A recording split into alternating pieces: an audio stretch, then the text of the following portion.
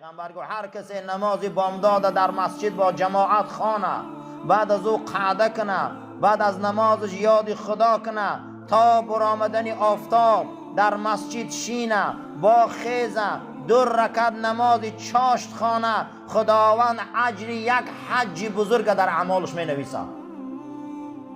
بعد از آن گفتن خداوند اجر یک عمره می نویسه. بعد از او پیغمبر پرسیدن چه خیل؟ گفت 3 بار تامتین تامتین تامتین. کسی انمی کار کنه گفت حج ثواب داره، یک حج ثواب داره، یک حج ثواب داره. خوشا به حال آدمایی که بامداد با جماعت میخونن، خوشا به حال آدمایی که بعد بامداد میشینن تا آفتاب برآمدن در این منتظر نماز چاشت میشینن. بعد این نماز چاشت خواندن خداوند اجر یک ثواب حج میداده نامه اعمالشان ده. خوشا به حالشان. حدیث امام بخاری و مسلم روایت کردند.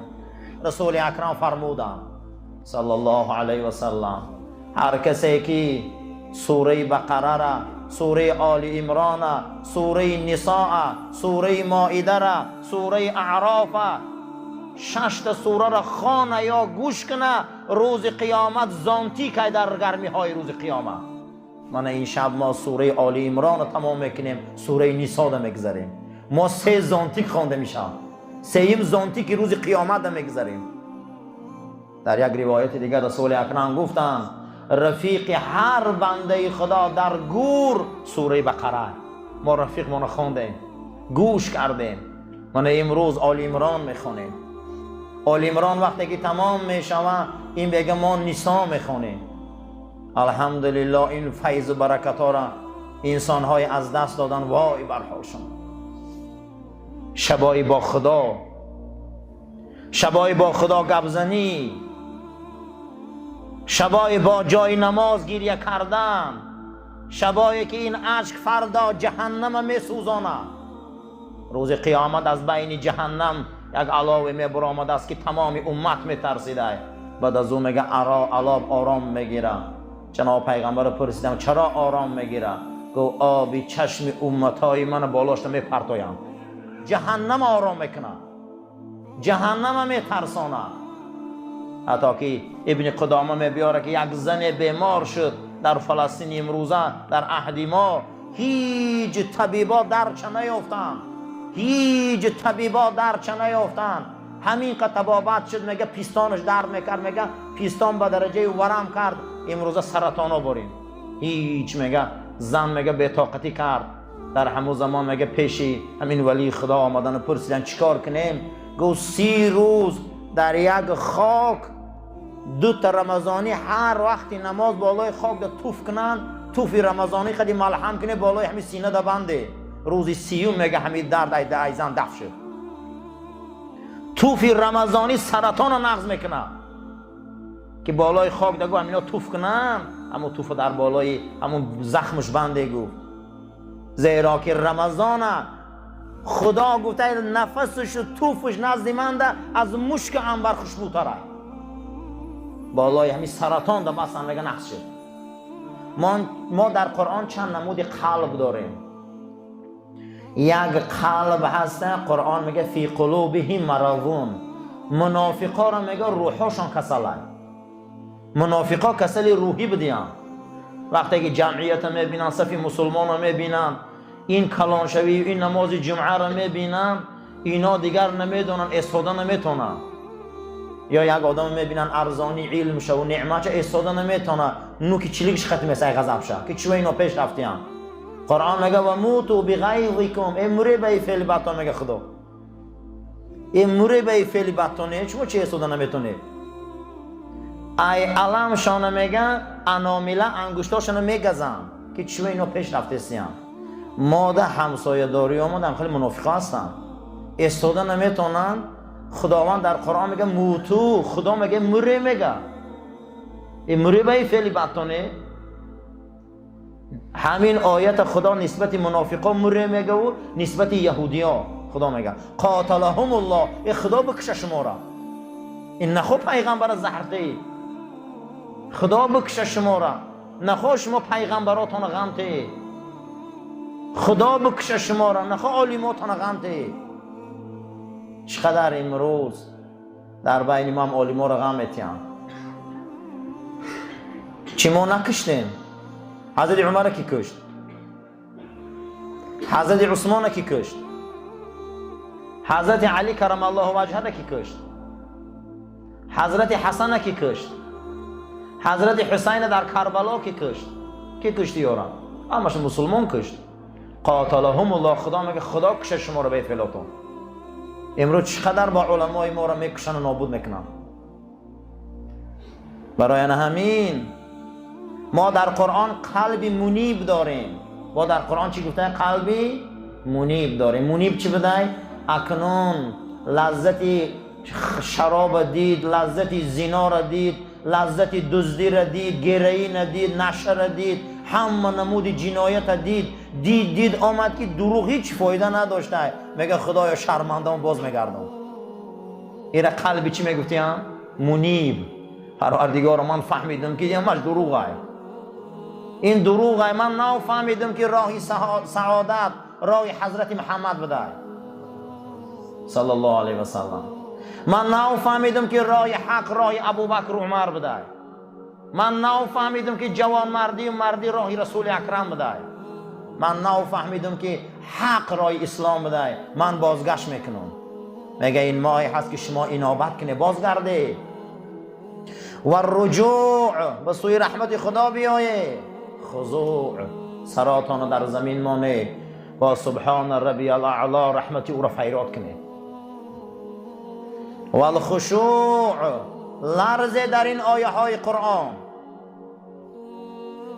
وقتی که سوره غیر المغضوب علیهم که میخواندن حضرت ابوبکر نعره زده گریه میکرد. خدایا ما را اهل غضب نگردان. بعد از او رسول اکرم پرسیدن که اهل غضب کیه که ما هر نماز هر رکعت این آیت میخونیم غیر المغضوب علیهم. خدایا ما را اهل غضب نگردان. حضرت پرسیدن که اهل غضب کیست؟ گو عالمای به عمل. کیا بدین اهل غضب؟ عالمای به عمل، عالمای چاپلوس، عالمایی که حقیقت پنهان میکنن، عالمایی که مردم راست نمیکنن. اینها را میگفتین غیر المغضوب. خدایا ما را مثل اینا در غضبت نگیر. دویم واقع پدر و مادرها ابن عباس گفت غیر المغضوب علیهم کی میدون آمده؟ خدایا ما را اهل غضب نکن. هر کسی که پدر و مادرش ایوای راضی نیست وای اهل غضبه. در عهد رسول اکرم القمر همتون میدونید کلمه شهادت گفتن نتونست. سیوم گفتن اهل غضب کیست؟ حضرت و اهل غضب هر کسی که در این زمین حق مسلمان پامال میکنه، حق برادر اسلامیش پامال میکنه، حق او را تجاوز میکنه. بعد از او همه علما آوردین که کسی که 70 تا گناه کبیره شامله از این کاراش توبه نمیکنه، از این کاراش بازگشت نمیکنه، ایره میگفتین اهل غضب. خدای ما را اهل غضب نگردان. یقین ما را مستحکم کن. یقینای ما را مستحکم کن که ما حق بینیم که در وقت مرگمون رسول اکرم بینیم، در وقت مرگمون او صحابه بزرگ بینیم، در وقت مرگمون چگونه که ای زن فرعون با این قدر ظلم و استبداد از پیش چشمش پرده دنیا را برداشتی، او جنت دید تمام عذاب فراموش کرد. وقتی او با چشم سر جنت دید آسیه گو پروردگارا نجینی، من نجات از این فرعون و ظلم او و برای من در جنت کشکایته قصرایته. خدا میگه جنت میگه نشان داد آسیه ده عذاب زندان فرعون فراموش شد. انا این حیات یقین میگن، این حیات میگن که صحابه در وقت مردن آسمان نگاه میکنه میخنده، مثل بلال، مثل ابوذر غفاری، مثل معاذ بن جبل آسمان نگاه میکنن میخندن. میگن الان چی میخنده؟ میگن رسول اکرم اومده است، میگن رسول الله اومده است. دروازه های آسمان هوی شد. اکنون میخواهیم که ما را تنها مونه، ما را تنها مونه. این شب این شبهای هست که پروردگار مرگ ما رو خیلی مرگ گردان، مرگ ما رو همین گونه مرگ گردان که با یک تبسم به سوی او حبیب از دنیا گذریم. این یقین میگن، ایرا یقین میگن که سوره الحاکم التکاثر عین الیقین ثم لتسألن یومئذ، یا روزه میشوه از این نعمت ها میپرسن. این مامای خشوعه، در پیش او سرخم کنیم، در پیش او در سجده باشیم، در پیش او در ریاضت باشیم، در پیش او در توبه باشیم، در استغفار باشیم. سفیان ابن عیینه دنیا میگذره، حضرت در خواب میبینن، میگن حضرت در جنت مقام کی بلنده؟ میگن مقام هر کسی که استغفر الله زیاد گوه. این مامای استغفاره. پروردگار با صابونه که نام او استغفر الله های بدنای ما رو شو تازه که، قلبای ما رو شو تازه که. پیغمبرت حضرت محمد مصطفی صلی الله علیه و سلم دستاشو میبرداشت در شبهای رمضان، میگو اللهم نقینی، خدای من پاک کن. چگونه با آمدن باران سنگا رو پاک میکنی، چگونه با آمدن باران بیابان تازه میکنی، چگونه با آمدن باران هوای مساعد میبیاری، با باران رحمت قلبی من هم خیلی پاک کن. این شبای استغفار های. اما کسایی کار نکردن، خسران و حرمان مبین.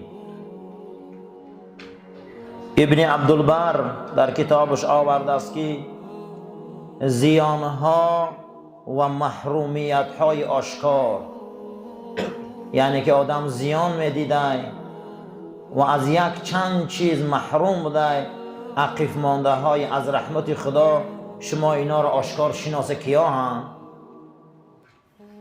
این من اعظم الخسران و اکبر الحرمان، بزرگترین زیان و بزرگترین انسانهای دور از رحمت خدا.